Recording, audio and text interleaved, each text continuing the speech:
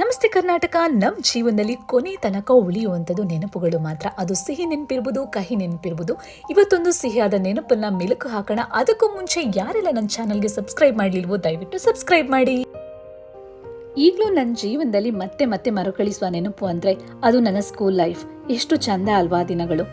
June ತಿಂಗಳಲ್ಲಿ ಶಾಲಾ ಆರಂಭ, ಹೊಸ ಬುಕ್, ಹೊಸ ಬ್ಯಾಗ್, ಮಳೆಯಲ್ಲಿ ಆಟ ಆಡ್ತಾ ಶಾಲೆಗೆ ಹೋಗೋ ಹುಮ್ಮಸ್ಸು. 8ನೇ ಕ್ಲಾಸಿಗೆ ಬಂದಿದ್ದೀವಿ, ದೊಡ್ಡವರಾಗಿದ್ದೀವಿ ಅನ್ನೋ ಖುಷಿ.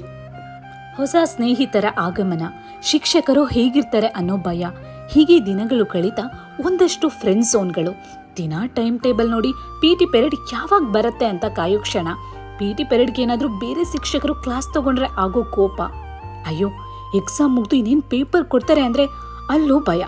ಪೇಪರ್ ಕೊಡಬೇಕಾದ್ರೆ ಬರ್ತಾ ರಾಯರ ಕುದುರೆ ಕತ್ತೆ ಆಗ್ತಿದ್ಯಾ ಅನ್ನೋ ಮಾತು ಈಗಲೂ ಕಿವಿನಲ್ಲಿ ಹಾಗೇ ಇದೆ.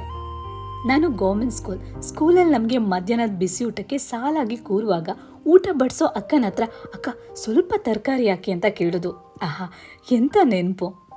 ವರ್ಷಗಳು ಕಳೀತಾ 10ನೇ ಕ್ಲಾಸಿಗೆ ಬಂದಾಗ ಸೀನಿಯರ್ಸ್ ಅನ್ನೋ ಜಂಬ, ಅಲ್ಲಲ್ಲಿ ಮೂಡೋ ಪ್ರೇಮ ಕಾವ್ಯ. ಆಗೇನಾದರೂ ಅದು ಶಿಕ್ಷಕರಿಗೆ ಗೊತ್ತಾದರೆ ಅವ್ರು ಕೊಡುವಂಥ motivation talk. Public exam, school ಮುಗಿತಾ ಬಂತು ಅನ್ನೋ ಬೇಜಾರು. ನಾನು ಓದಿದ್ದು doctor K Shivarama Karanth high school Puttur. ಅಲ್ಲಿ ಕಳೆದಿರೋ ನೆನಪುಗಳು ಹಾಗೆ ನನ್ನ ಜೊತೆ ಟ್ರಾವೆಲ್ ಮಾಡ್ತಾನೆ ಇದೆ.